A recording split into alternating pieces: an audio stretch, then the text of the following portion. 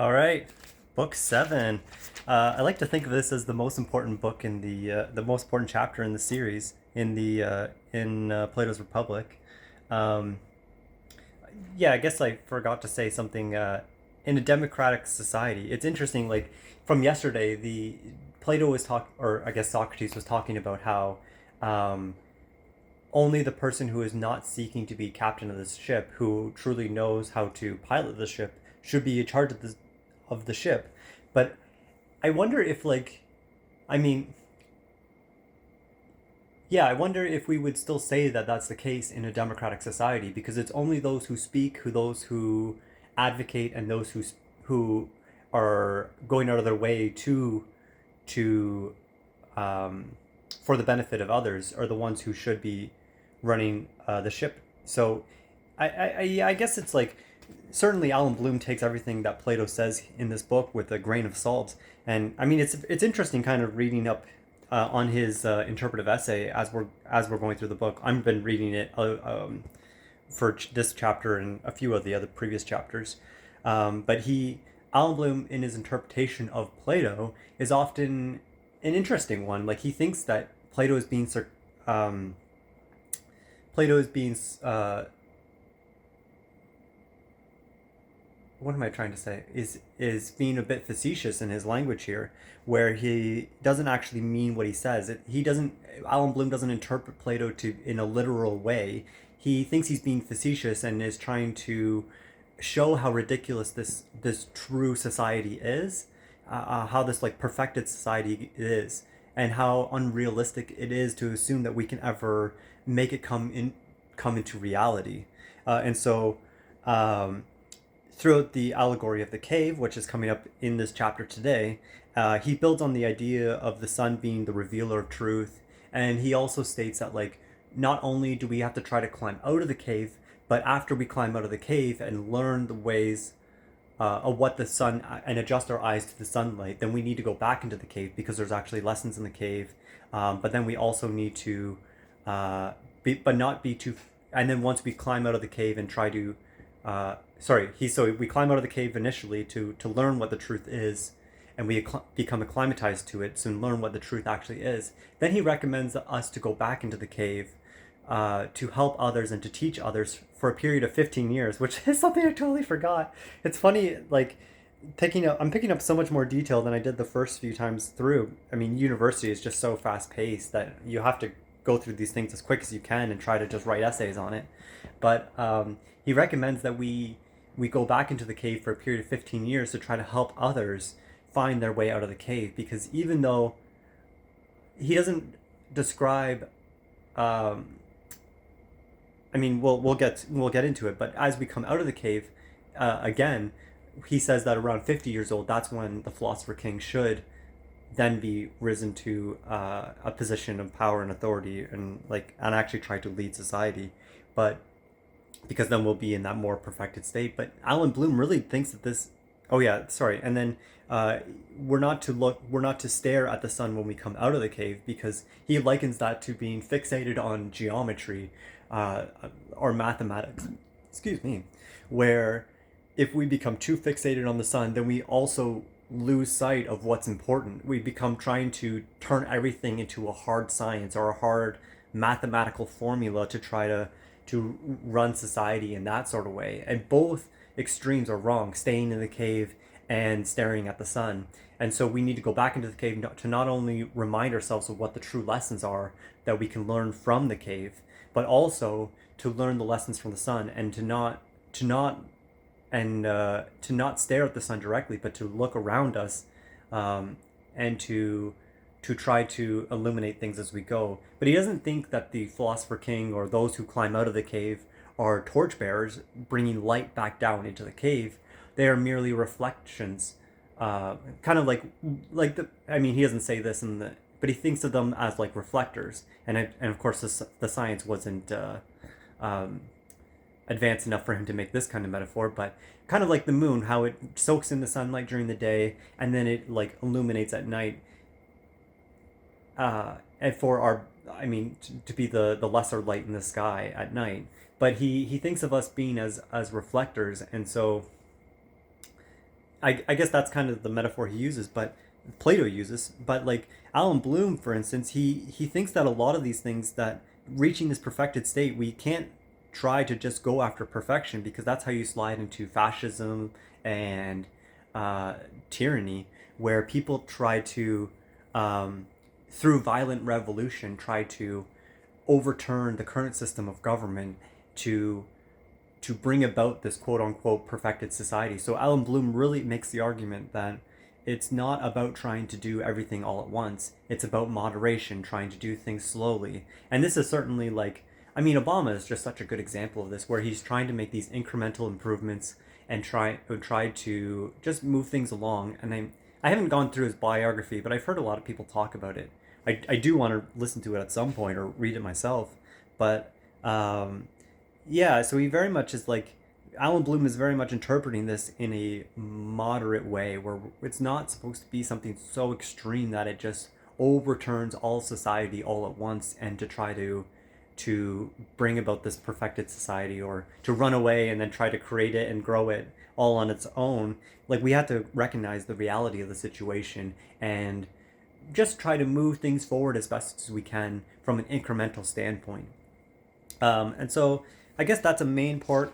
The allegory of the cave is certainly a major part of this book, and it's really just building on what we talked about last chapter, where the education of the philosopher king is now trying to then talk about what their actual what their life actually looks like. So climbing out of the cave, joining the mill. It's kind of funny how many parallels there is to my own life in this, because he talks about, once the children grow up, they need to be educated in the ways of the military. I'm certainly not trying to draw that conclusion so abruptly, but it's not surprising why so many politicians go into the military, because it's like quite clearly advocated for by Plato. And if you studied classics at all, like, I mean, so as so many do in private education, or I mean, like, classically, like, those private schools in England are notorious for like getting their kids to study, getting their school children to study Latin and Greek. And I mean, that's historically what they've often done, and to really become familiar with the classics in education before moving on to try to tackle modern issues. Um, uh, but yeah, I think like some, I mean, we'll get to certain points here, but I think it's interesting that he thinks that the philosopher king really reaches this perfected state around the age of 50, where after like 15 years they become, gosh, what was the language he used? Perfected and uh, illuminating. I We'll get there, I guess, and hopefully today. And but I mean, I think it's interesting because I mean, if you've ever met a 50-year-old who's done the work and has really strived to become aware of not only the classics but how to apply it to modern ways, and is eager to impart that knowledge to younger people, like, they really, I find that they really do come across as these enlightened, useful figures to look to as mentors. But I mean, it's rare. I mean, it certainly is rare. I think a lot of older folks who haven't done the work think themselves perfected in some sort of way as well, but without having done the work, they kind of just come across as less than, or I mean, a lot of them, I mean, hilariously. Okay, so I went to this conference I was interning for the CIO of North Bay, the Chief Administrative Officer of North Bay, back in my third year of my undergrad. And man, Keith Robichaux, he was written about in David Siegel's book. Oh, what was that book called? Uh, Leaders in the Shadows. And he was one of the 4 or 5 case studies used in the book. And man, that guy he just led from integrity and a value-centric approach in how he led the municipality. And he was even given the Lieutenant Governor Award the order of the lieutenant governor in one of those maritime provinces. I think it was like Newfoundland or Nova Scotia or something like that. But anyways, uh, but we went to, anyways. So me and Keith went to the CAO conference for Ontario, and you could certainly see, like, number one, it was a bunch of old white men, probably between the ages of 50 and 70. But also, like, they all had beer bellies. Half of them didn't have any hair, and there was maybe like uh, two people under the age of 45, and then two of us who were students. One girl from the University of Toronto, and then myself. She won the CAO, the OMAA award that year, and I was just there as an intern. But some of those old men in leadership positions in municipalities were, man, they were just inspiring to listen to, and you could like, I mean, who was that one? He had a law degree and he was leading the municipality. Man, he knew his stuff, and he was just so articulate and spoke with vision and clarity and value centric. Brilliant. But then there's other small town CAOs. I mean, small town CAOs often get a bad rap because they're often less educated. They haven't really put in the same amount of work, and perhaps um, they've even just kind of fell into this career. It wasn't something they strived after for many years. But oftentimes the big city CAOs were quite inspiring to listen to. Man, when the CAOs or deputy CAOs from Toronto speak, man, they are worth listening to every single time. We had Jeff Fielding, was that his name? We had him come to our a conference for our master's program at Western. Man, that guy just spoke straight from values. It was just such a classic leadership move. Other leaders came up and they talked about the specifics, the technical aspects of their job, and uh, how we did better in these particular situations, and really got into the nitty gritty. Like, though, you could tell, like, those are managers, and then as soon as they start talking to a bigger picture, you're like, oh, you're a director. You can just tell by the way they talked. And then, but Jeff Fielding, when he got up there, I hope I got his name right. But when he got up there, he was the CAO of Calgary, and then he was the deputy CAO in Toronto, I believe. And when he got up there to speak, uh, it was listening to a true leader. It was literally like a different version of Obama.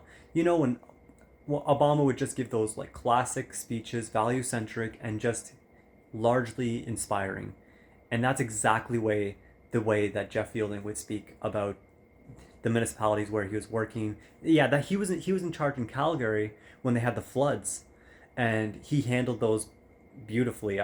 I mean, as best he could. Obviously, I don't know the ins and outs of what he did or didn't do right, but after talking about it afterwards, he was talking about how great the workers were, really just giving credit where credit is due, not taking any credit for himself, talking about, like, the strength of council to do making difficult decisions, the strength and hard work of the workers who did their part and were actually the ones on the ground doing the job, and toughing it out in the rain, and dealing with all the problems and struggles that come along with it. Really just classic leadership at its finest. Stuff that, like, gosh, I am not good at all. I do not I do not put myself anywhere near those camps, though it is something that we could certainly aspire to. But anyways, here we go. In book 7, the allegory of the cave, and probably one of my favorite, if not one of the most important chapters in the book. So again, we're looking at about 27 pages. So we'll cut to it and get going. Next, then, I said, make an image of our nature in its education and want of education, likening it to a condition of the following kind. See human beings as though they were in an underground cave like dwelling, with its entrance a long one, open to the light across the whole width of the cave. They are in it from childhood, with their legs and necks in bonds, so that they are fixed, seen only in front of them, unable to, because of the bond, to turn their heads all the way around. Yeah, so I'm just going to explain this so you have an understanding. So the idea is that this is a metaphor for our education in general. Plato thinks that we were all born in a cave with our heads fixed forward, and light is coming in from behind, and there's going to be people He's going to explain in a moment. People behind who are controlling shadowy figures on the walls in front of us. And because we're here from birth and can only see forward, we think these images, these shadowy figures on the wall are real, and that we think of them as, and because sounds echo throughout the cave, we have no real way of telling where they're coming from. So we liken the shadows to be the makers of this noise. And so that's what he thinks of our education and how we grow up in general. And it's this whole thing is a metaphor for the process of enlightenment. Just to kind of to give us a spoiler so that we all know what we're talking about. They are all in it from childhood with their legs and necks in bonds so that they are fixed, seen only in front of them, unable because of the bond to turn their heads in all way around. Their light is from a fire burning far above and behind them. Between the fire and the prisoners there is a road above, along which see a wall, built like the partitions, puppet handlers set in front of the human beings, and over which they show the puppets. I see, he said. Then also see along this wall human beings carrying all sorts of artifacts, which project above the wall, and statues of men and other animals wrought with stone, wood, and every kind of material, as is to be expected, and some of the carriers utter the sounds with others that are silent. It's a strange image, he said, and strange prisoners you're telling of. They're like us, I said. For in the first place, do you suppose such men would have seen anything of themselves and one another other than the shadows cast by the fire on the side of the cave facing them? How could they, he said, if they had been compelled to keep their heads motionless throughout life? And what about the things they are carried by? Isn't the same with them? Of course. If they were able to discuss things with one another, don't you believe they would hold that they are naming these things going by before them that they see? Necessarily. And what if the prison also had an echo from the side facing them? Whenever one of them passing by happens to utter a sound, do you suppose they would believe that anything other than the passing shadow was uttering the sound? No, by Zeus, he said. I don't. Then most certainly, I said, such men would hold that the truth is nothing other than the shadows of artificial things. Most necessarily, he said. Now consider, I said, what the release and healing from the bonds and folly would be like if something of this sort were by nature to happen to them. Take a man who is released and suddenly compelled to stand up, to turn his neck around, to walk and look up towards the light, and who, moreover, in doing all this is in the pain, and because he is dazzled, is unable to make out those things whose shadows he saw before. What do you suppose he'd say if someone were to tell him that before he saw silly nothings, while now, because he is somewhat nearer to what is, and more turned toward beings, he sees more correctly, and in particular, showing him each of these things that passing by were to compel the man to answer his questions about what they were? Don't you suppose he'd be at a loss, and believe that what was seen before is truer than what is now shown? Yes, he said, by far. And what if he compelled him to look at the light itself? Would his eyes hurt, and would he flee, turning away to those things that he is able to make out and hold them to be really clearer than what is being shown? So he would, he said.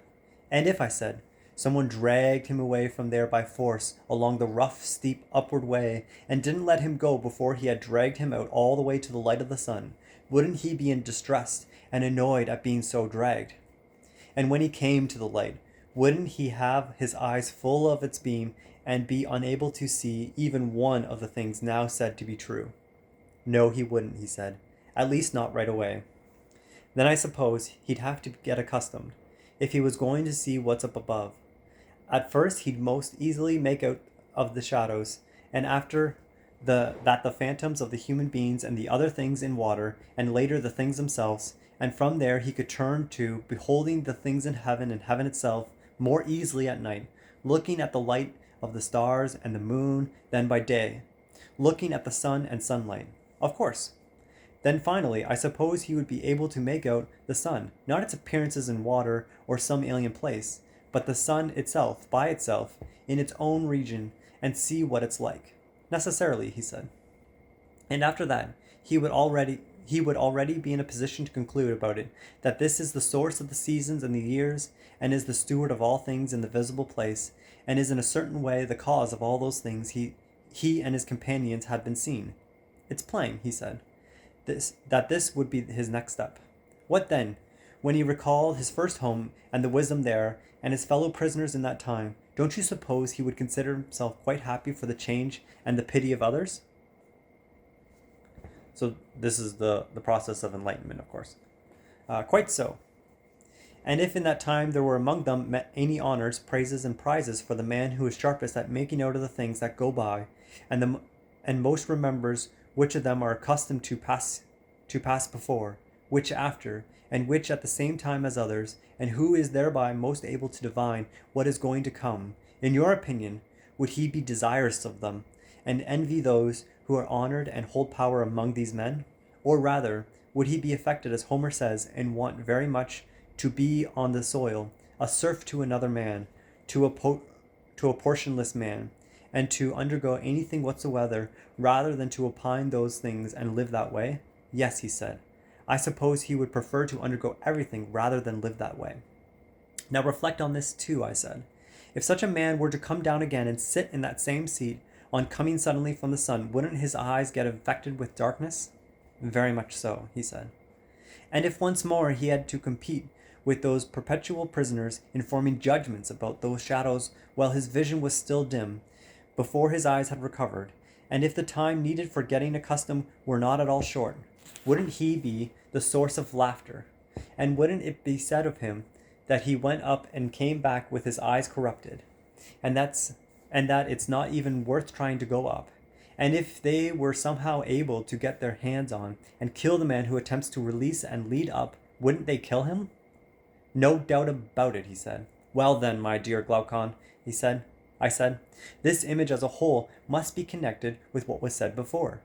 Like the domain revealed through sight to the prison home, and the light of the fire in it to the sun's power, and in applying the going up and the seeing of what's above to the soul's journey up to the intelligible place, you'll not mistake my expectation, since you desire to hear it.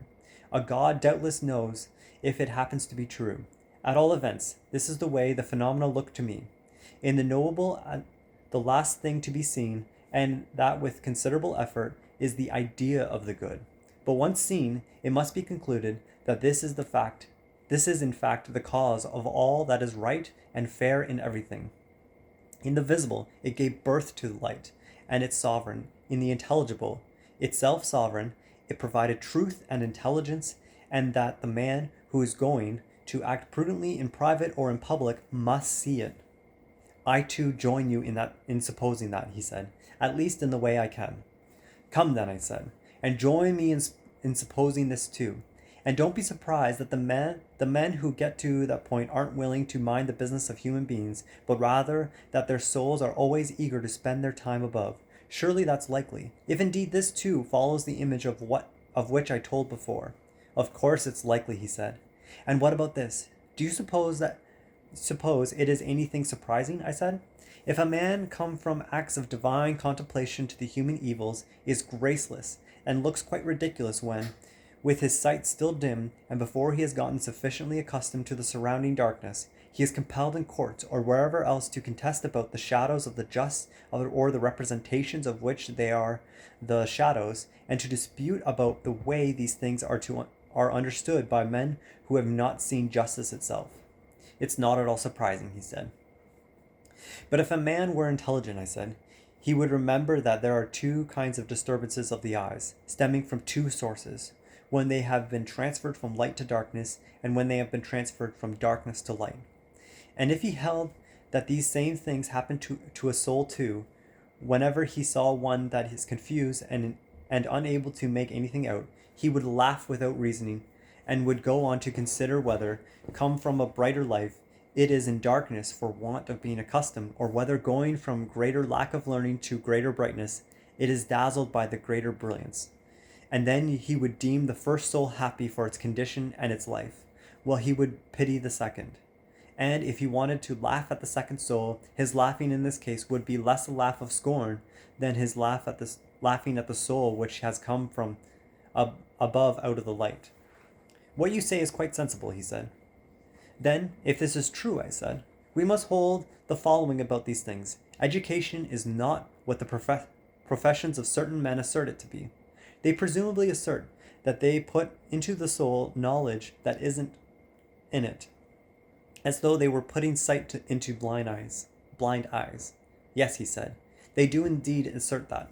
But the present argument, on the other hand, I said, indicates that this power is in the soul of each, and that the instrument with which each learns, just as an eye is not able to turn towards the light from the dark without the whole body, must be turned around from that which is coming into being, together with the whole soul, until it is able to endure looking at that which is, and the brightest part of that which is. And we affirm that this is the good, don't we? Yes. There would, therefore, I said, be an art of this turning around, concerned with the way in which this power can most easily and effectively be turned around, not an art of producing sight in it. Rather, this art takes as given and that sight is there, but not rightly turned nor looking at what is ought to look at, and accomplishes this object. So it seems, he said.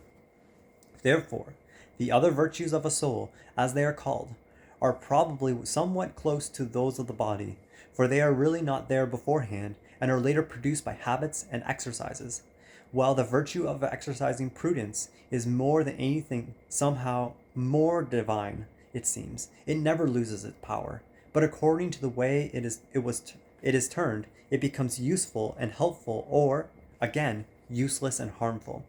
Or haven't you yet reflected about the men who are said to be vicious but wise, how shrewdly their petty soul sees, and how sharply it distinguishes those things toward which it is turned, showing that it doesn't have poor vision, although it is compelled to serve vice, so that the sharper it sees, the more evil it accomplishes. Most certainly, he said. However, I said, if this part of such a nature were trimmed in earliest childhood, and its ties of kingship, which with becoming were cut off, like laden weights, each eating and such pleasures as well as the refinements naturally attached to the soul, and turn its vision downward, if, I say, it were rid of them and turn around toward the true things, the same part of the same human beings would also see them most sharply, just as it does those things toward which it now is turned.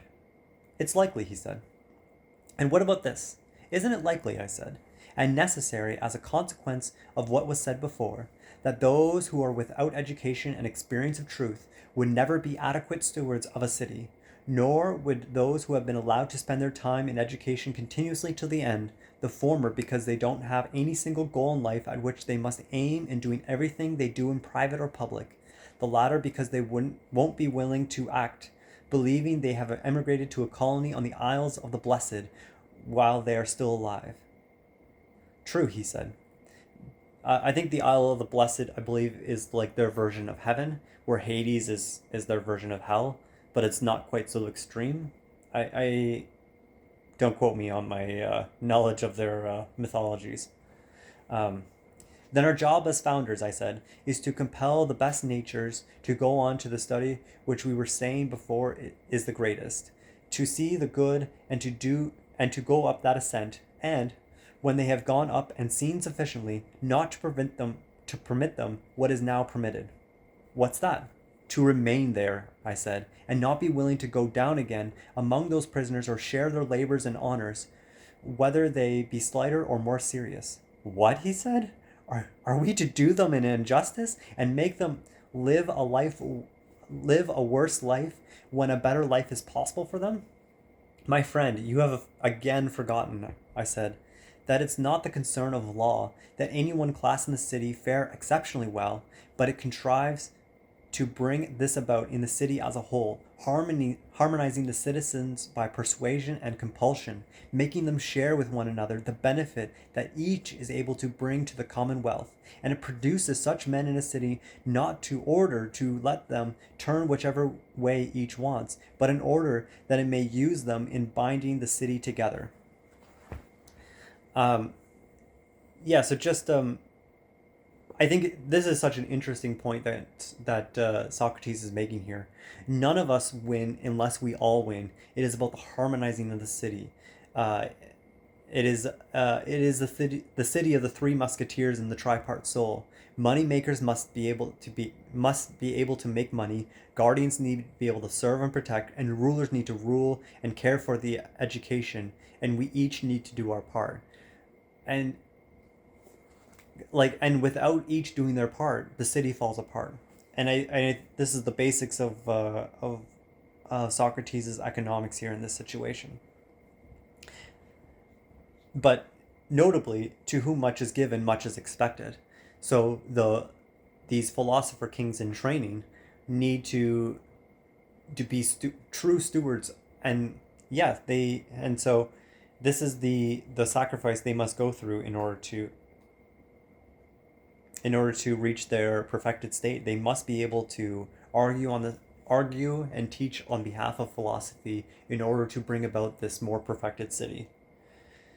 I mean, it's bizarre the way Alan Bloom interprets it, in my opinion, but here we'll just take Socrates and Plato at their face value and carry on from here.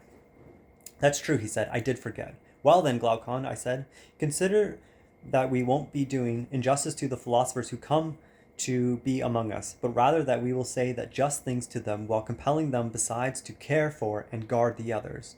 We'll say that when such men come to be in other cities, it is fitting for them not to participate in the labors of those cities, for they grow up spontaneously against the will of the regime in each, and a nature that grows by itself and doesn't owe its rearing to anyone has justice on its side when it is not eager to pay off the price of rearing to anyone. But you we have begotten for yourselves and for the rest of the city, like leaders and kings in hives. You have been better and more perfectly educated and are more able to participate in both lives. You must go down, each in his turn, into the common dwelling of the others and get habituated along with them to seeing the dark things. And in getting habituated to it, you will see 10,000 times better than the men there, and you'll know what each of the phantoms is, and of what is a phantom, because you have seen the truth about fair, just, and good things. And thus, the city will be governed by us, and by you in a state of waking, not in a dream, as the many cities nowadays are governed by men who fight over shadows with one another and form factions for the sake of ruling, as though it were some great good. But the truth is surely this: that city in which those who are going to rule are least eager to rule is necessarily governed in the way that is best and freest from faction, while the one that gets the opposite kind of rulers is governed in the opposite way. Yeah, I wrote a note here. Is this still true in a democracy where leaders must fight for attention? I I mean, that's certainly open up for debate, but Plato certainly, or Socrates here, I guess, certainly doesn't think so, and that they should be uh, against against rulership, uh, and only to seek it when, and only to accept it when others ask them to go for it. I guess bizarre, but he also rejects democracy as a valid form of government in later chapters. So say Levi. Most certainly, he said. Do you suppose our pupils will disobey us when they hear this and be unwilling to join in the labors of a city, each in his turn, while living the greater part of the time with one another in the pure region? Impossible, he said. For surely injunctions we shall be laying just injunctions on just men. However, each of them will certainly approach ruling as a necessary thing, which is the opposite of what is done by those who now rule in every city. That's the way it is, my comrade, I said. If you discover a life better than ruling for those who are going to rule, it is possible that your well-governed city will come into being. For here alone will the really rich rule, rich not in gold, but in those riches required by the happy men, rich in a good and prudent life. But if beggars, men hungering for want of private goods, go to the public affair, supposing that in them they must seize the good, it isn't impossible. When ruling becomes a thing fraught over, such a war, a domestic war, one within the family, destroys these men themselves and the rest of the city as well. That's very true, he said. Have you, I said, any other life that despises political offices other than that of true philosophy? No, by Zeus, he said, I don't. But men who aren't lovers of ruling must go to it. Otherwise, rival lovers will fight. Of course. Who else will compel you to go to the guardian of the city than the men who are most prudent in those things through which a city is best governed, and who have other honors and a better life than the political life? No one else, he said. Do you want us now to consider in what way such men will become into being, and how one will lead them up to the light, just as some men are said to have gone from Hades up to the gods? How could I not want to, he said. Then, as it seems, this wouldn't be the twirling of a shell, but the turning of a soul around from a day that is like night to the true day. It is that assent to which we shall truly affirm to be philosophy. Most certainly. Then mustn't we consider that what studies have such a power? Of course. What then, Glaucon? Would be a study to draw the soul from becoming to being. And as I speak, I think of this. Weren't we saying that it's necessary for these men to be champions in war when they are young? Yes, we were saying that. Then the study we were seeking must have this further characteristic in addition to the former one. What? It mustn't be useless to warlike men. Of course it mustn't, he said, if that can be. Now previously they were educated by us in gymnastic and music. That was so, he said. And gymnastic, of course, is wholly engaged with coming into being and passing away, for it oversees growth and decay in the body. It looked that way. So it wouldn't be the study we are seeking. No, it wouldn't. And music, so far as we described it before. But it, he said, was the antistrophe to gymnastic. If you remember, it educated the guardians through habit, transmitting by harmony a certain harmoniousness, there we go, not knowledge, and by rhythm a certain rhythmicalness, and connected with it were certain other habits, akin to these, conveyed by speeches, whether they were tales or speeches of a truer sort. But as for a study directed towards something of the sort you are now seeking, there was nothing of the kind in it.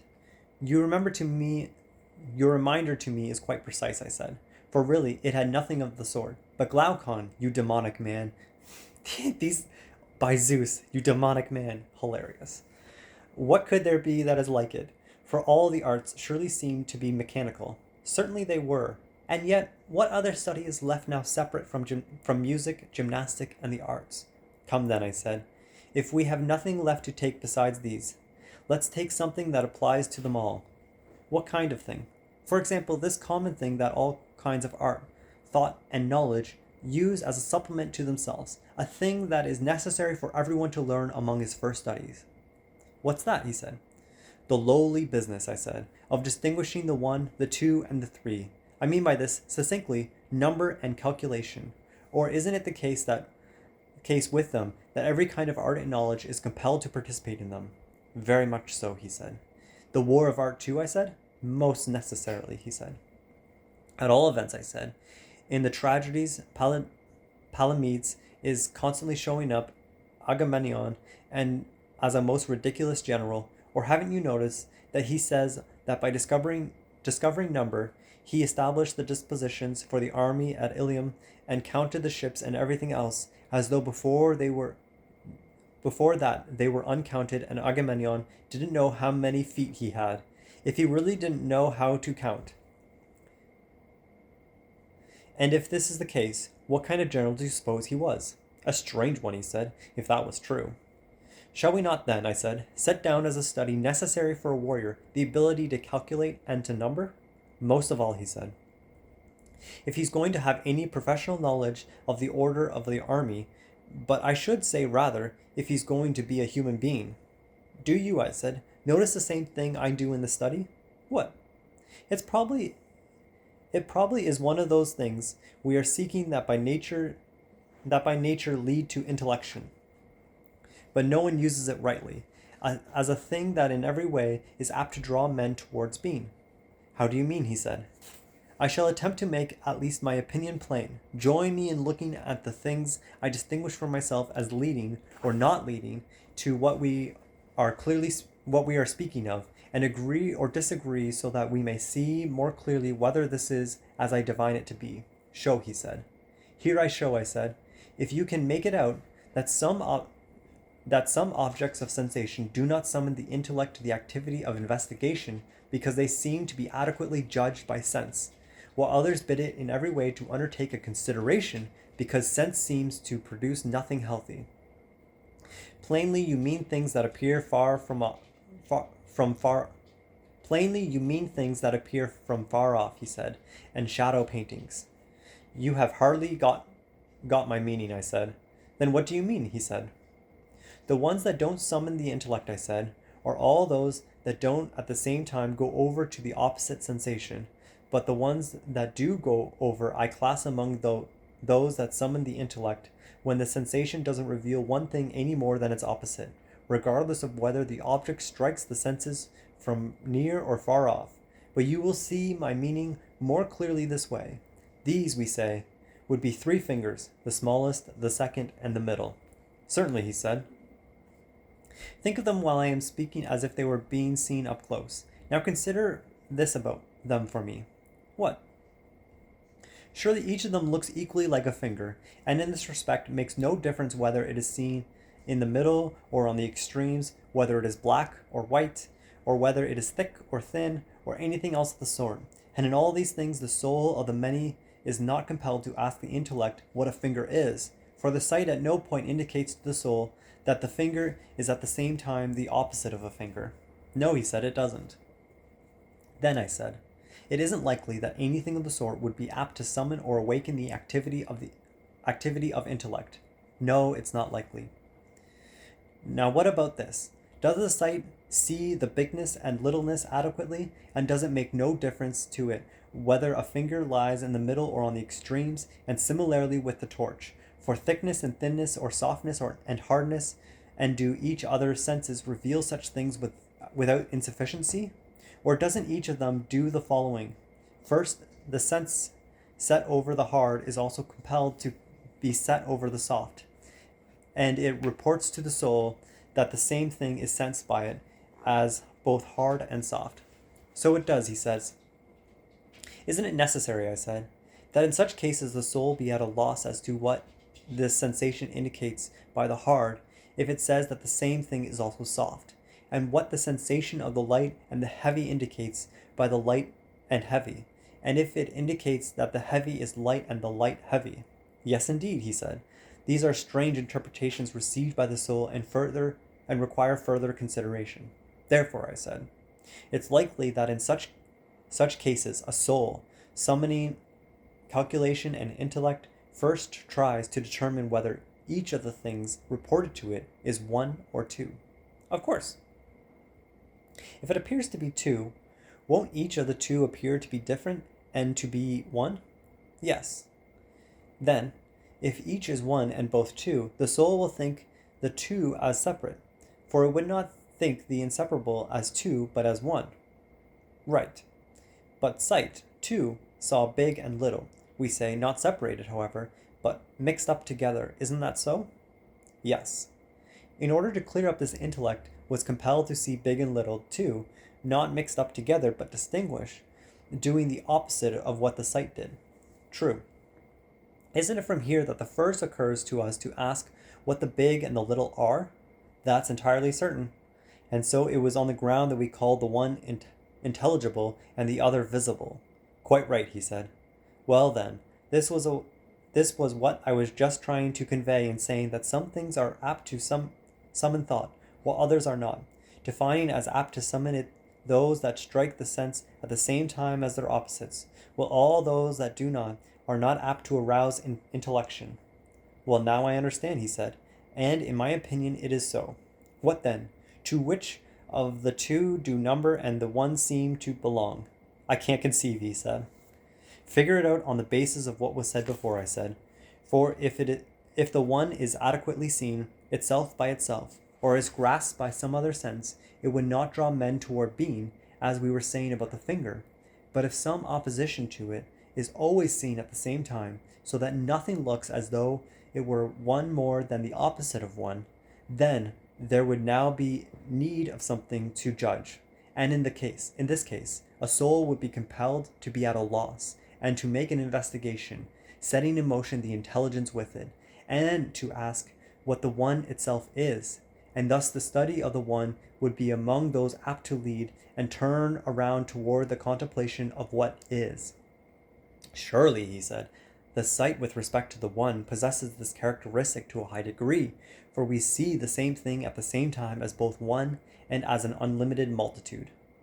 If this is the case with the one, I said, won't it be the same for all number? Of course. And further, the arts of calculation and number are both wholly concerned with number. Quite so. Then it looks as if they lead toward truth. Paternally so. Therefore, as it seems, they would be among the studies we are seeking. It's necessary for a warrior to learn them for the sake of his dispositions for the army, and for the philosopher because he must rise up out of the becoming and take hold of being, or else never become skilled at calculating. Quite so, he said, and our guardian is both warrior and philosopher. Certainly. Then it would be fitting, Glaucon, to set this study down in law, and to persuade those who are going to participate in the greatest things in the city to go to calculation, and to take it up, not after the fashion of private men, but to stay with it until they come to the contemplation of the nature of numbers, with intellection itself, and not practicing it for the sake of buying and selling like merchants or tradesmen, but for war, and for ease of turning the soul itself around from becoming to truth and being. What you say is very fine, he said. And further, I said, now that the study of calculation has been mentioned, I recognize how subtle it is, and how in many ways it is useful to us for what we want. And if a man practices it for the sake of coming to know and not for trade. In what way, he said? In the very way we were just now saying. It leads the soul powerful upward and compels to discuss numbers themselves. It won't at all permit anyone to propose for discussion numbers that are attached to visible or tangible bodies. For surely you know the way of men who are clever in these things.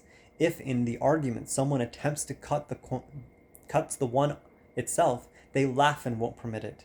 If you try to break it up into a small coin, they multiply, taking good care against the ones ever looking like it were not one, but many pieces. What you say is very true, he said. What, Glaucon, do you suppose would happen if someone were to ask them, you surprising men, what sort of numbers are you discussing? In which of the one is as your axiom claims it to be, each one equal to another, to every other one, without the slightest difference between them, and containing no parts within itself? What do you suppose they would answer? I suppose they would answer that they are talking about those numbers they admit only of being thought, and can be grasped in no other way. Do you see then, my friend, I said, that it's likely that this study is really compulsory for us, since it evidently compels the soul to use the intellect itself on the truth itself? It most certainly does that, he said. What about this? Have you already observed that men who are by nature apt at calculation are naturally quick in virtually all studies, while those who are slow, if they are educated and given gymnastic in it, all make progress by becoming quicker than they were, even if they are benefited in no other way? That's so, he said. And further, I don't suppose you would easily find many studies that take greater effort in the learning and in the practice than this. Certainly not. Then, for all these reasons, this study shouldn't be neglected, and the best natures must be educated in it. I join my voice to yours, he said. Therefore, we have settled on this one, I said, and let's consider whether the study adjoining this one is in any way suitable. What's that? He said. Or do you mean geometry? That's exactly it, I said. As much of it as applies to the business of war is plainly suitable, he said, in pitching camp, assaulting places, gathering the army together, and drawing it up in line, and in all other maneuvers armies make in the battle itself on the marches, it would make quite a difference to a man whether he was skilled in geometry or not. However, I said, for such things only a small portion of geometry, as of calculation, would suffice. It must be considered whether its greater and more advanced part tends to make it easier to make out the idea of the good. And we say that this tendency is possessed by everything that compels the soul to turn around to the region inhabited by the happiest part of what is, which is what the soul must by all means see. What you say is right, he said. Then if geometry compels one to look at being, then if geometry compels one to look at being, it is suitable, if at becoming it is not suitable. That is what we affirm. Well then, I said, none of those who have even a little experience with geometry will dispute it with us. This kind of knowledge is exactly the opposite of what is said about it in the arguments of those who take it up. How, he said, in that they surely speak in a way that is as ridiculous as it is necessary. They speak as though they were men of action and were making all the arguments for the sake of action, uttering sounds like squaring, applying, adding, and everything of the sort, whereas the whole study is surely persuaded for the sake of knowing. That's entirely certain, he said. Mustn't we also come to an agreement about the following point? What? That it is for the sake of knowing what is always, and not at all for what is at any time coming into being and passing away. That may well be agreed, he said, for geometrical knowing is of what is always. Then, you noble man, you would draw the soul towards truth and be productive of philosophic understanding in directing upward what we now improperly direct downward. It does so, he said, to the greatest extent possible. Then, to the greatest extent possible, I said, the men in your beautiful city must be enjoined in no other way to abstain from geometry, for even its byproducts aren't slight. What are they? He said. What you said about war, of course, I said. And in addition, with respect to finer reception of all studies, we surely know there is a general and complete difference between the man who has been devoted to geometry and the one who has not. Yes, by Zeus, he said, the difference is complete. Then shall we set this down by the second study for the young? Yes, he said, we shall set it down. And what about this? Shall we set astronomy down as the third, or doesn't it seem to be the thing? Yes, it does, at least to me, he said. A better awareness of seasons and months and years is suitable not only for farming and navigation, but no less so for generalship. You are amusing, I said. You are like a man who is afraid of the many in your not wanting to seem to command useless studies. It's scarcely an ordinary thing. Rather, it's hard to trust that in these studies a certain instrument of everyone's soul, one that is destroyed and blinded by other practices, is purified and rekindled, an instrument more important to save 10,000 eyes. For with it alone is truth seen. To those who share your opinion about this, what you say will seem indescribably good, while all those who have had no awareness at all of it can be expected to believe you are talking nonsense. They see no other benefit from these studies worth mentioning. Consider right here, with which of these two kinds of men you are discussing. Or are you making the argument for neither, but chiefly for your own sake, without, however, grudging anyone else who might be able to get some profit from them? I'll read a little bit more than say something. I choose the latter, he said, to speak and ask and answer mostly for my own sake. Well then, I said, retreat away. What we took up as following geometry just now wasn't right. Where was the mistake, he said. After a plane surface, I said, we went ahead and took a solid in motion before taking it up by itself. But the right way is to take up the third dimension. Next in order after the second, and this is surely the dimension of cubes and what participates in depth. Yes, it is, he said, but Socrates, it doesn't seem to have been discovered yet. In there, he said,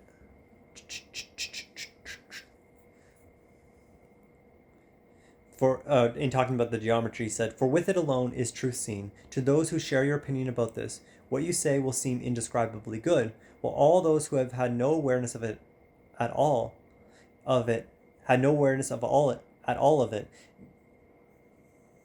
I'm just messing up this quote here. To those who share your opinion about this, what you say will seem indescribably good, while all those who have had no awareness at all of it can be expected to believe you are talking nonsense. I wonder if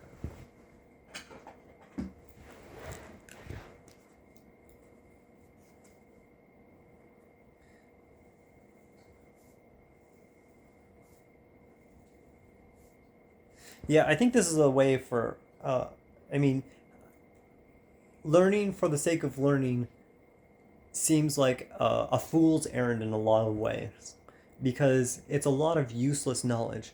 But after you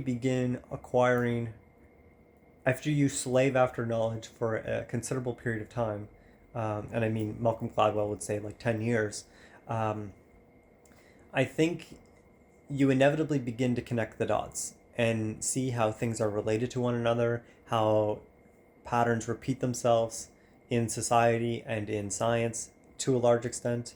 I'm certainly not great at science, um, like other people are naturally gifted at it, but I think what he says here is right, and I would defend it quite as such. Where um, yeah, I mean, not necessarily geometry. They had very few hard sciences back in those days, and it's really after. I mean, I believe Aristotle was known as the philosopher for like 1,000 years or more, because quite consistently he is like the first true scientist. Where he's like, not maybe I shouldn't say that, but like he's known as the philosopher because he just broke things down into categories and really tried to take this level-headed approach to try to build these things up. And it was through that pursuit that we've been able to develop things like species and biology and break things off, like what it means to have different like what morality might look like, or how, and like to really seek out how to categorize things in general. uh, but at this point in geometry and math in general is their first attempt at creating sciences that's actually resembling what we have nowadays. And so we could perhaps replace geometry with scientific study. Um, and and I mean, in the cave they were practicing the arts, like by creating shadows on the walls. And even though they weren't always properly interpreted by those who are in chains looking at the walls, they there is an art to portraying these images on the walls, and the art to this discussion with the fellow prisoners, to be able to help them to turn around and see the light. And ultimately that is the point of art, is to help people climb out of the cave and to point at higher truths. There's two differing opinions uh, in how to look at art. The number one is from the perspective of those chained up still and unable to turn around to see the light. And the idea is to help those unable to see the light to begin to see reflections of it, and to perhaps begin to question their assumptions a bit. The other point of art is for those who already see the light and who have acclimatized to the sun itself, those who have been able to climb out of the cave. And to them, there is also a beauty in looking at art because it reveals deeper things of ourselves and perhaps makes us question things, or um, yeah, I mean, we can go into the study of art too eventually. I guess this is kind of just like a liberal arts education at this point, but the that kind of artistic notion has kind of attempts to serve that dual purpose. Not all art does that, but Pablo Picasso was a great example of this, where there was he tried to create paintings that could perhaps be done by a child. They're just so simplistic and so scaled down that a child could easily have done any of these paintings, but by him being a famous painter who could do elaborate paintings on his own, but choosing to do this anyways, these simplistic drawings, you can almost say that, like, one, he is uh, appealing very directly to those who are still enchained and, like, stuck in the cave, because it's like that childlike wonder, that childlike uh, the beauty that you could see within children that you don't get to see elsewhere. Like, there's a lot of ways to interpret art, of course, but then as, like, someone who has climbed out of the cave, it's like, oh, it's also like we need to remember to go back to that childlike state. These are, just because someone has gotten older does not mean that they weren't a child then at first too, and we would never deny help to a child. And so why would we not want to help those who are just older children? And that's one way to view people in general, is like, why wouldn't we help those who are just older children who never really got the chance or opportunity to climb out of the cave in the first place? But then there's also, like, and I mean, that's probably an obscure and not a very reflective interpretation of what Plato is, or sorry, Picasso is implicating there. But and then if you're out, so like as someone outside of the cave, it's like reconnecting with that childlike wonder and turning your eyes away directly from the sun, and looking back at it. But then you can also look at his work in a scientific way and be like, ooh, look how able he would, how beautifully he was able to create a silhouette of a woman or a dog or any other of his other drawings with the least amount of ink on the paper. And you can look at it from, like, a scientific way as well, and study it from that perspective, and still be amazed and wondered. So, like, art really in this case serves the both directions, and you can interpret it in a multitude of ways, and that's what good art does, is that you can interpret it on multiple different levels. And so that's kind of a crude interpretation of Picasso, and I haven't studied him, so don't at me. But that, I think that's kind of Picasso in specific was really good at showcasing that, those kind of dynamics in his work. And now I've forgotten why I've oh yeah, because the study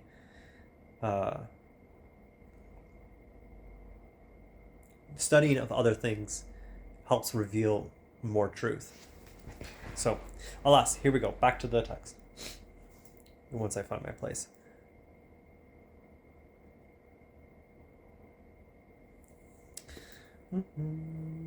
Okay, well then, I said, retreat away. What we took up as following geometry just now wasn't right.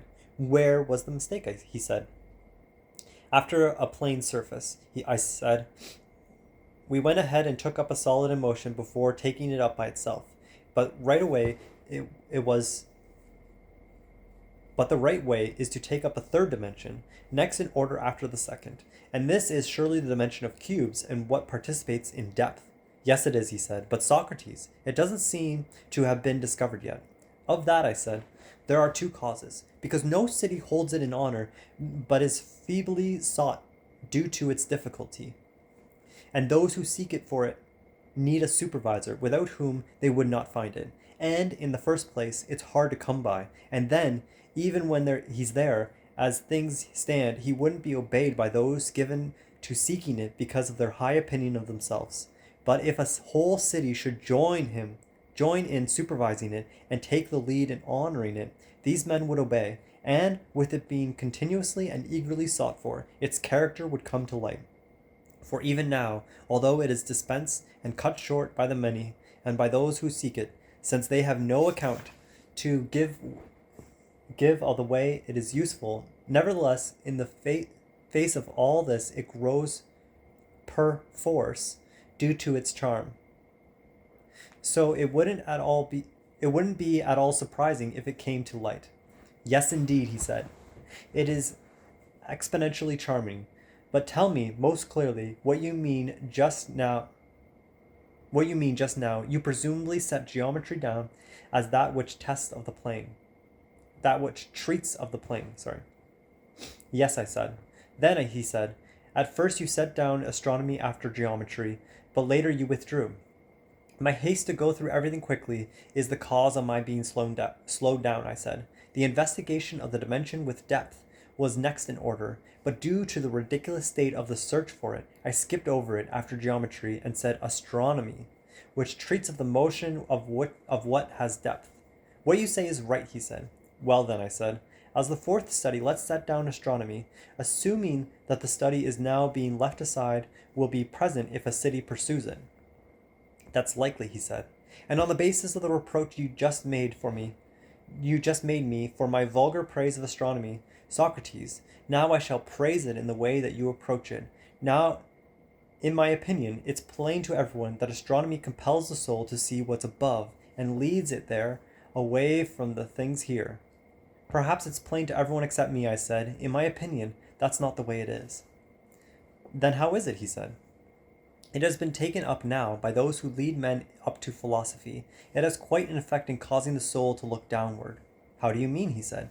In my opinion, I said, it's no ignoble conception you have for yourself of what the study of the things above is. Even if a man were to learn something by tilting his head back and looking at the decorations on a ceiling, you would probably believe he contemplates with his intellect and not his eyes. Perhaps your belief is a fine one, and mine innocent. I, for my part, am unable to hold that any study makes a soul look upward other than the one that concerns what is and is invisible. And if a man gaping up or squinting down attempts to learn something of sensible things, I would deny that he ever learns, for there is no knowledge of such things, or that his soul looks up rather than down, even if he learns while floating on his back on land or sea. I am paying the just penalty, he said, if you are right in reproaching me. But just what did you mean when you said that astronomy must be studied in a way contrary to the one in which they study it now? They now study it, if it's going to be studied in a way that's helpful for what we are talking about. As follows, I said.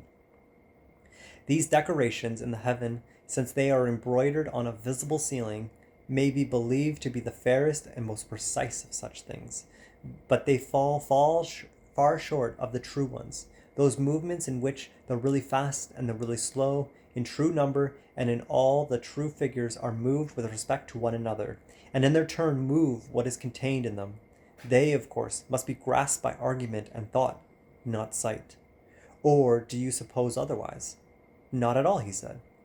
Therefore, I said, the decoration in the heaven must be used as patterns for the sake of learning these other things, just as if one were to come upon diagrams exceptionally carefully drawn and working out by Daedalus or some other craftsman or painter. A man experienced in geometry would, on seeing such things, presumably believe that they are fairest in their execution, but that it is ridiculous to consider them seriously, as though one were to grasp the truth about equals, doubles, or any other proportion in them. How could it be anything but ridiculous, he said.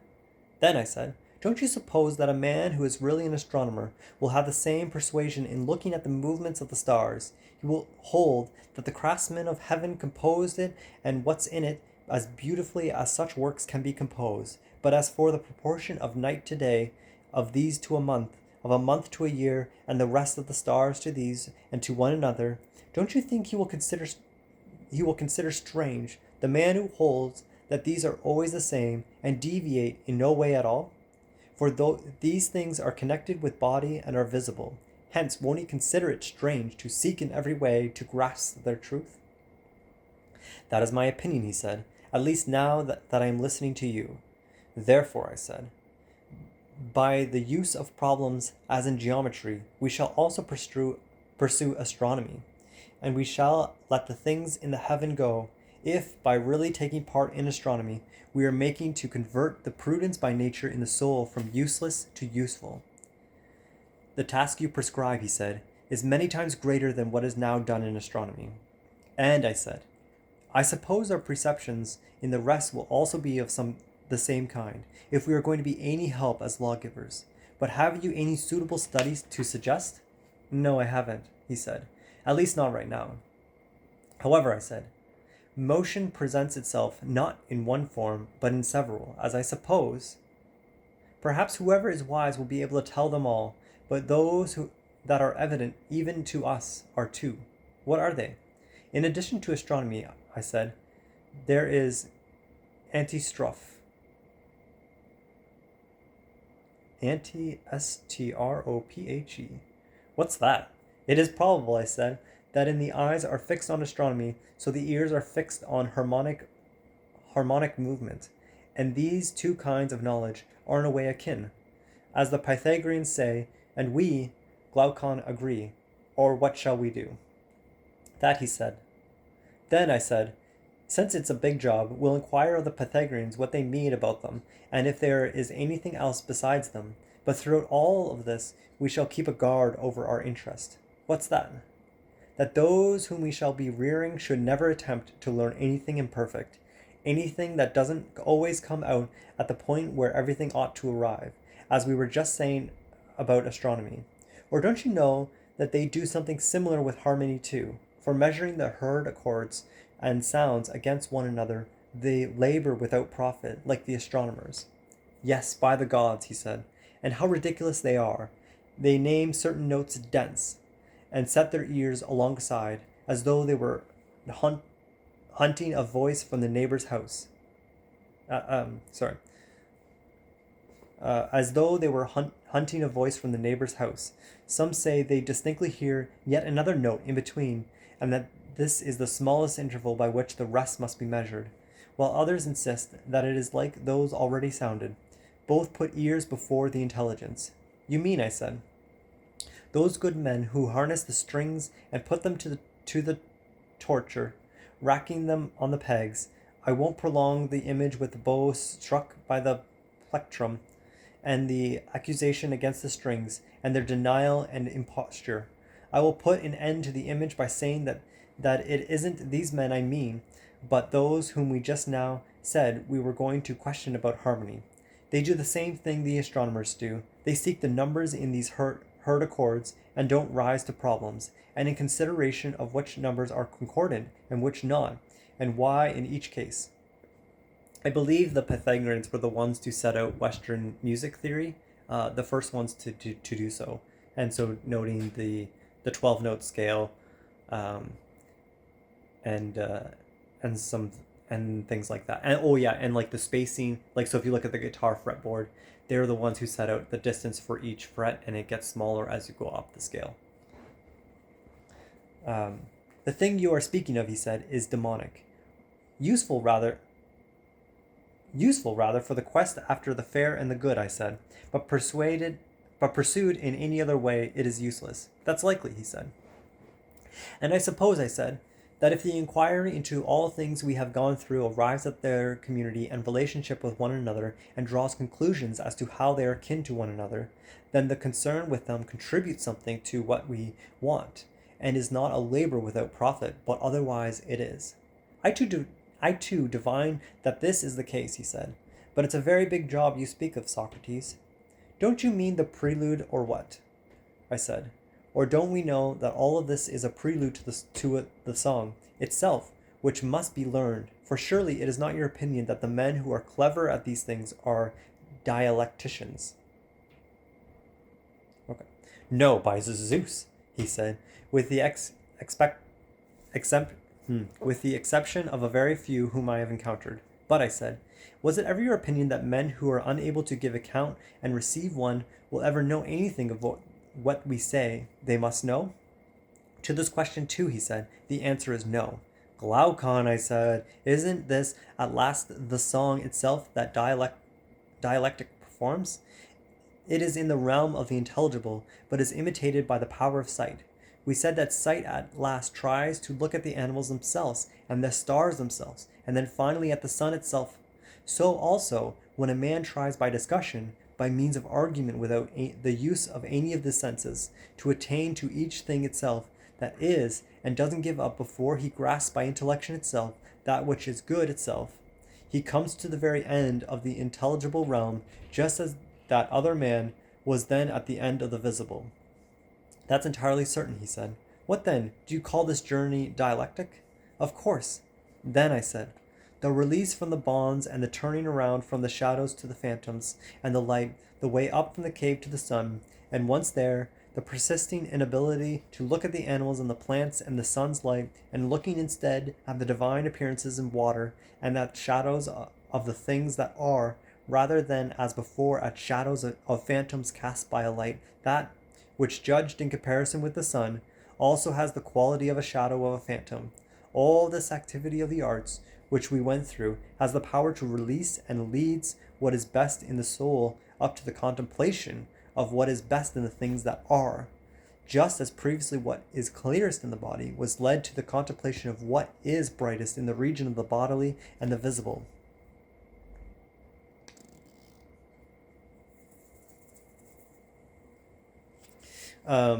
Yeah, so interesting, he's pointing to the fact that like not only do we like need that mathematical study of the things in the world, but we also need to learn by our senses as well.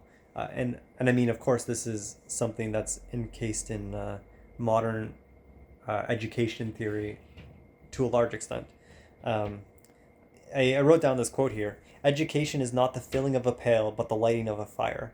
the I mean, the point of coming out of the cave and then looking around is then not to then just take it in and then, or to study it and then learn it, but to then continue asking questions and then to further the study in some way, and to try to, I mean, the academic always tries to push knowledge further and to learn for this to learn and to further knowledge for its own sake. But and in the same kind of way, we kind of need to be like that too. But at least we can share in that same sort of virtue, but in not while we're not trying to add necessarily to the body of knowledge, we are trying to use it for pragmatic purposes. I accept this is so, he said. It seems to me extremely hard to accept. However, but in another way, not hard to accept. All the same, since it's not only now that these things must be heard, but they must all be returned to many times in the future, taking for granted that this is as has now been said. Let's proceed to the song itself and go through it just as we went through the prelude. So tell what the character of the power of the dialectic is, and then into exactly what forms it is divided, and finally what are its ways. For these, as it seems, would lead at last toward that place which is for the one who reaches it, a heaven from the road, as it were, and an end of its journey. You will no longer be able to follow, my dear Glaucon, I said, although there wouldn't be any lack of eagerness on my part, but you would no longer be seeing an image of what we were seeing, but rather the truth itself, at least as it looks to me. Whether it is really so or not, can no longer be properly insisted on, but that there is some such thing to see must be insisted on. Isn't it so? Of course. And so that the power of dialectic alone could reveal it to a man experiencing the things we just went through, while it is in no other way possible. Yes, he said, it's proper to insist on that too. At least, I said, no one will dispute us when we say that some other inquiry methodically no other inquiry methodically attempts to respect to everything to grasp about each several thing itself what each is, for all the other arts are directed to human opinions and desires, or to generation and composition, or to the care of what is grown or put together. And as for the rest, those that we said do lay hold of something of what is, geometry and the arts following on it, we observe that they do dream about what is, but they haven't the capacity to see it in the full awakeness so long as they use hypotheses and leaving them untouched, or unable to give an account of them. When the beginning is what one doesn't know, and the end is what comes in between, or woven out of what isn't known, what contrivance is there for each turning such an agreement into knowledge? None, he said. Then I said, only the dialectical way of inquiry proceeds in this direction, destroying the hypothesis to the beginning itself in order to make it secure. And when the eye of the soul is really buried in a barbaric dog, dialectic gently draws it forth, and leads it up above, using the arts we described as assistants and helpers in the turning around. Out of the habit we called them kinds of knowledge several times, but they require another name, one that is brighter than the opinion of but dimmer than knowledge. Thought was, I believe, the word by which we previously distinguished it. But in my opinion, there is no place to dispute about a name when a consideration is about things so great as those lying before us. No, there isn't, he said. So dialectic is his answer in the way to try to convince people to come out of the cave. So dialectic is kind of this in between of like not being this hard science or mathematical precision in trying to convince people, like using strong argumentation, but by being in a casual conversation and knowing where the light is, but by using the Socratic method or just questioning and using this like dialectic form of conversation in order to draw out the truth from when it is buried in a barbaric dog. What an odd image to use to put there. Okay, no, there isn't, he said. Then it will be acceptable, I said, just as before, to call first the first part knowledge, the second thought, the third trust, and the fourth imagination, and the latter two taken together opinion, and the former two intellection. And opinion has to do with coming into being, and intellection with being, as being is to coming into being, so as intellection to opinion, and as intellection is to opinion, so is knowledge to trust, and thought to imagination. But as for the proportion between the things over which these are set, and the division into two parts of each, the opinable and the intelligible, let's let that go, Glaucon, so as not to run afoul of arguments many times longer than those that have been gone through. Well, he said, about the rest, insofar as I am able to follow, I share your opinion. And what do you call that man dialectical, who grasps the reason for the being of each thing? And as for the man who isn't able to do so, to the extent he's not able to give an account of a thing to himself and another, won't you deny that he has intelligence with respect to it? How could I affirm that he does? He said. Isn't it also the same with the good? Unless a man is able to separate out the idea of the good from all other things and distinguish it in the argument, and going through every test as it were in battle, eager to meet the test of being rather than that of opinion, he comes through all this with the argument still on its feet.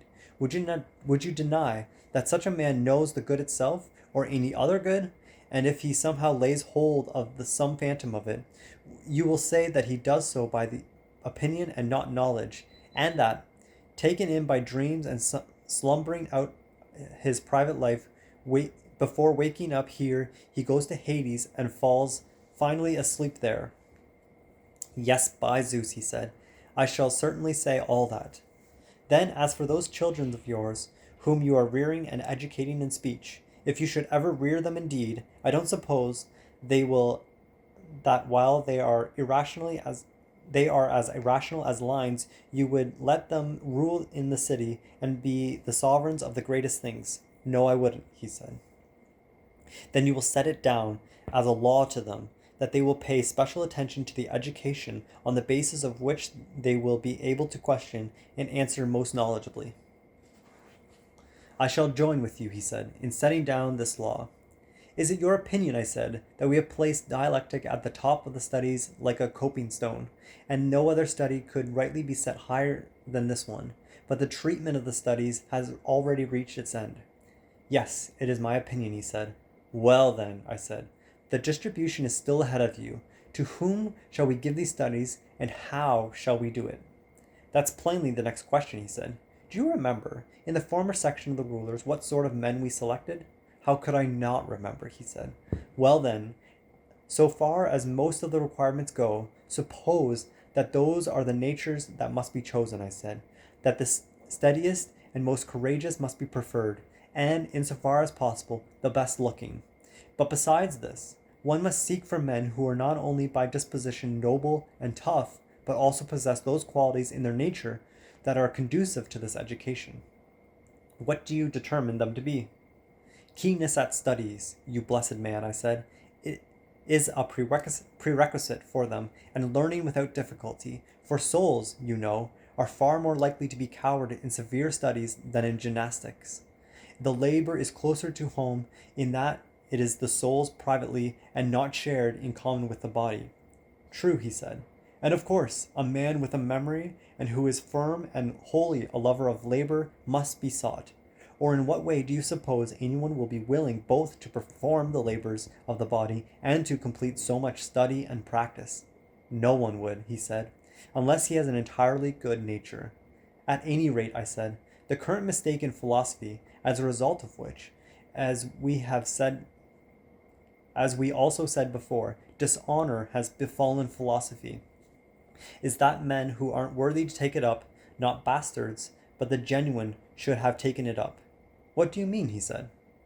In the first place, I said, the man who is to take up must not be lame in his love of labor, loving half the labor while having no taste for the other half. This is the case when a man is a lover of gymnastic and the hunt and loves all the labor done by the body, while he isn't a lover of learning or of listening and isn't an inquirer, but hates the labor involved in all that. Lame as well as the man whose love of labor is directed exclusively to the other extreme. What you say is very true, he said. And likewise with respect to truth, I said, won't we class and maimed a soul that hates the willing lie, both finding it hard to endure in itself and becoming incensed what others lie, but is content to receive the unwilling lie, and, when it is caught somewhere between ignorant, isn't vexed, but easily accommodates itself, like a swinish beast, to wallowing in the lack of learning. That's entirely certain, he said. And with respect to moderation, I said, and courage and magnificence and all the parts of virtue, a special guard must be kept for the man who is bastard and the one who is genuine. When a private man and a city don't know how to make complete consideration of such things, for whatever services they happen to need, they unawares employ lame men and bastards as friends or rulers. That's just the way it is, he said. So, I said, we must take good care of all such things, since, if we bring men straight of limb and understanding to so important a study and so important a training and educate them, justice herself will not blame us, and we shall save the city and the regime, while in bringing men of another sort to it, we shall do exactly the opposite and also pour even more ridicule over philosophy. That, he said, would indeed be shameful. Most certainly, I said, but I seem to have been somewhat ridiculously affected just now. How's that? He said. I forgot, I said, that we were plain and spoke rather intensely. For, as I was talking, I looked at philosophy and, seeing her underservingly spattered with mud, I seemed to have been vexed and said what I had to say too seriously, as though my spiritedness were aroused against those who were responsible. No, by Zeus, he said. That's not the way you seem to me, the listener. But to me, the speaker, I said, and let's not forget that in our former selection we were picking old men, but in this one that isn't admissible. For we mustn't trust Solon when he says that in growing old a man is able to learn much. He's less able to do that than to run, and all other great and numerous labors belong to the young. Necessarily, he said. Well then, the study of calculation and geometry and all the preparatory education required for dialectic must be put before them as children, and the instruction must not be given the aspect of compulsion to learn. Why not? Because, I said, the free man ought not to learn any study slavishly. Forced labors performed by the body don't make the body any worse, but no forced study abides in the soul. True, he said. Therefore, you best of men, I said, don't use force in training the children in the studies, but rather play. In that way, you can also better discern what each is naturally directed towards. And that's like based on modern early childhood education theory, that you incorporate play when you're teaching children things. Right, Danielle? Yeah! Woo! What you say makes sense, he said. Don't you remember, I said, that we also said that the children must be led to war on horseback as spectators, and if it's safe anywhere, they must be led up near and taste blood. Oh, good Lord. It's not playful. Not playful. Not how you teach. Good Lord, Plato. That just took like a hard left turn. Oh gosh. They must be led up near and taste blood like puppies. I do remember, he said. Then in all these labors, studies, and fears, I said, the boy who shows himself always readiest must be chosen to join a select number. At what age? He said. After they are released from compulsory gymnastic, I said. For this is a time, whether it is 2 or 3 years, during which it is impossible to do anything else. Weariness and sleep are enemies of studies. And at the same time, one of their tests, and that not the least, is what each will show himself to be in gymnastic. Of course, he said. Then after this time, I said, those among the 20-year-olds who are given preference will receive greater honors than the others, and the various studies acquired without any particular order by the children in their education must be integrated into an overview, which reveals the kinship of these studies with one another and with the nature of that which is. At least only such study, he said, remains fast in those who receive it. And it is the greatest test, I said, of the nature that is dialectical and the one that is not. For the man who is capable of an overview is dialectical, while the one who isn't is not. I share your belief, he said. Well then, I said, in terms of these tests, you will have to consider who among them most meets them and is steadfast in studies and steadfast in war and the rest of the duties established by law. And to these men, in turn, when they are over 30, you will give preference among the preferred and assign greater honors, and you must consider, testing them with the power of dialectic, who is able to release himself from the eyes and the rest of sense and go to that which is in itself and accompanies truth. And here, my comrade, you have a job requiring a great deal of guarding. Of what in particular? He said. Don't you notice, I said, how great is the harm coming from the practice of dialectic these days? What's that? He said. Surely its students, I said, are filled full with lawlessness. Very much so, he said. Do you suppose it's any wonder, I said, that they are so affected, and don't you sympathize? Why exactly should I? He said. It is like the case of challenging child, I said, reared in much wealth in a numerous and great family amidst the flatterers, who on reaching manhood becomes aware that he does not belong to these pretended parents and isn't able to find those who really give him birth. Can you divine how he would be disposed towards the flatterers and towards those who made the change in the time when he didn't know about the change, and then again when he did know it? Or do you want to listen while I do the divining? That is what I want, he said. Well then, I said, I divine that in the time when he doesn't know the truth, he would be more likely to honor his father and his mother and the others who seem to be his kin than those who flatter him.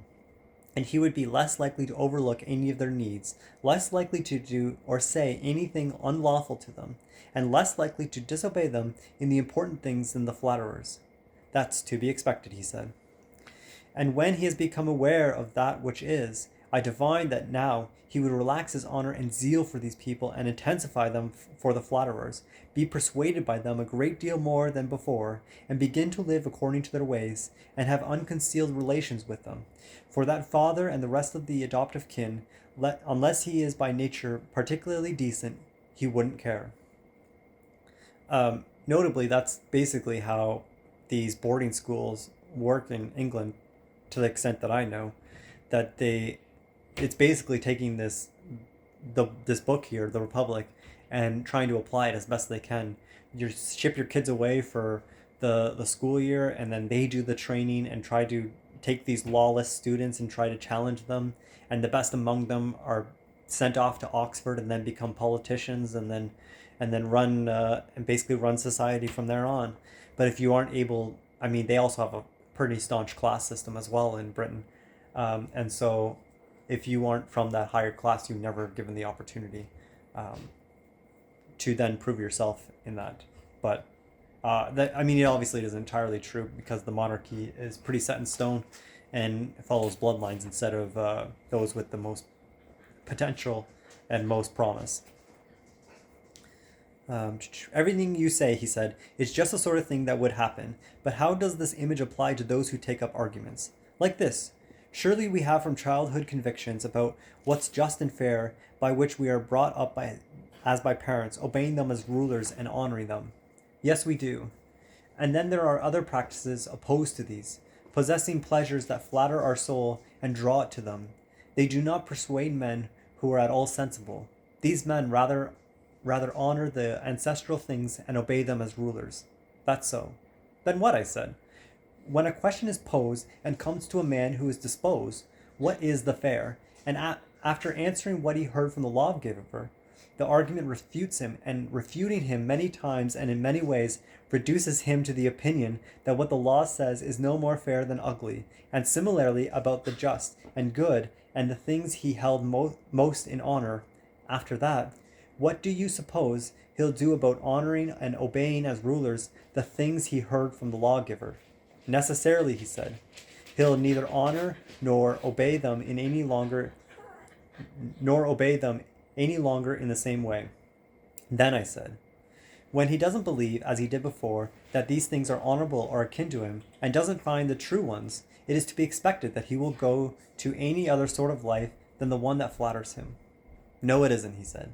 Then I suppose he will have to become an outlaw from having been a law-abiding citizen, a law-abiding man. Necessarily. Isn't it to be expected, I said, that this is what will happen to those who take up the study of arguments in this way? And as I was just saying, they deserve much sympathy? And pity too, he said. Lest your 30-year-olds be recipients of this pity, mustn't you take every kind of precaution when they turn to arguments? Quite so, he said. Isn't it one great precaution not to let them taste of arguments while they are young? I suppose you aren't unaware that when lads get their first taste of them, they misuse them as though it were play, always using them to contradict and imitating those men by whom they are refuting. They themselves refute others, like puppies enjoying pulling and tearing with argument at those who happen to be near. They certainly have, he said, a paternal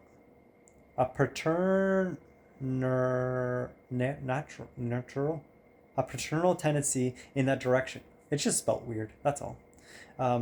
Then when they tell themselves to refute many men and are refuted by many, they fall quickly into a profound disbelief of what they have formerly believed. And as a result of this, you see, they themselves and the whole activity of philosophy becomes the objects of slander among the rest of men. Very true, he said. An older man, however, I said, would be willing to participate in such madness. He will imitate the man who's willing to discuss and consider the truth, rather than the one who's plays and contradicts for the sake of the game. And he himself will be more sensible and will make the practice of discussion and honorable instead of more dishonorable. This old versus young man and argumentation is notably like the difference between those who have vision about what you're trying to accomplish and those who don't.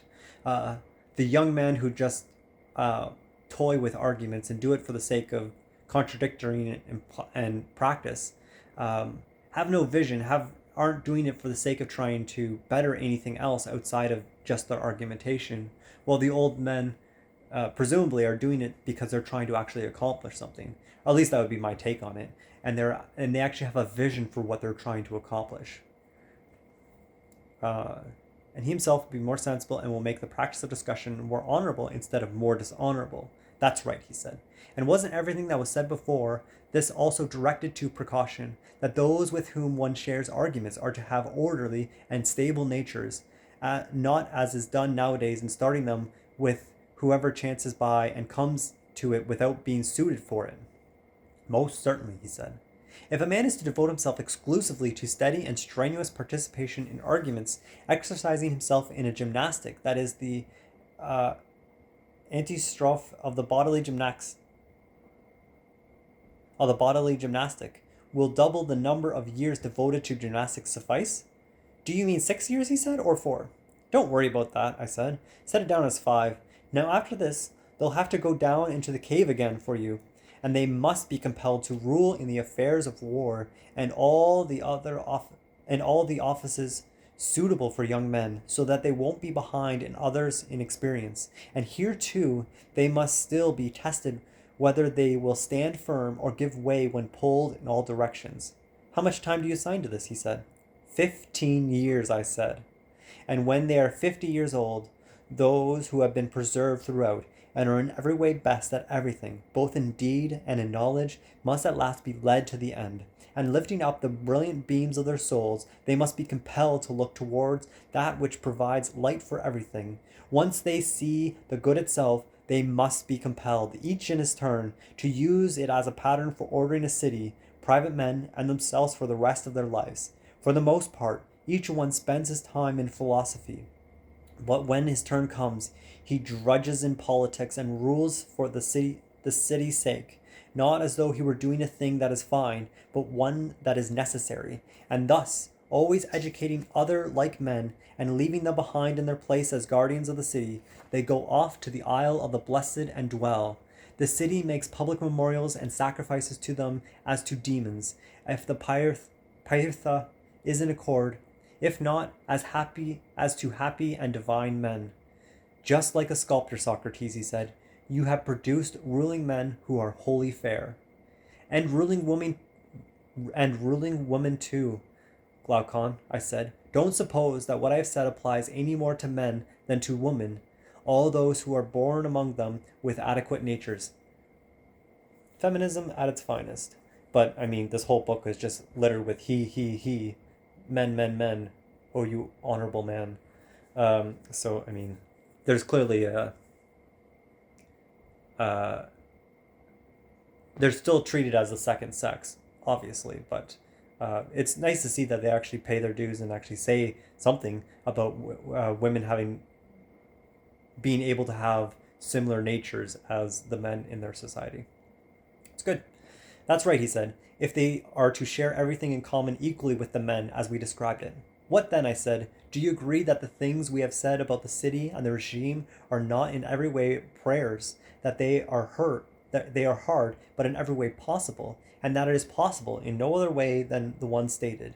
When the true philosophers, either one or more, come to power in a city, they will dispense the current honors and believe them to be illiberal and worth nothing, putting what is right and the honors coming from it above all, while taking what is just as the greatest and the most necessary, and serving and fostering it, they will provide for their own city. How? He said. All those in a city who happen to be older than 10, they will send out to the country, and taking over their children, they will rear them, far away from those dispositions they now have from their parents, in their own manners and laws that are such as we described before.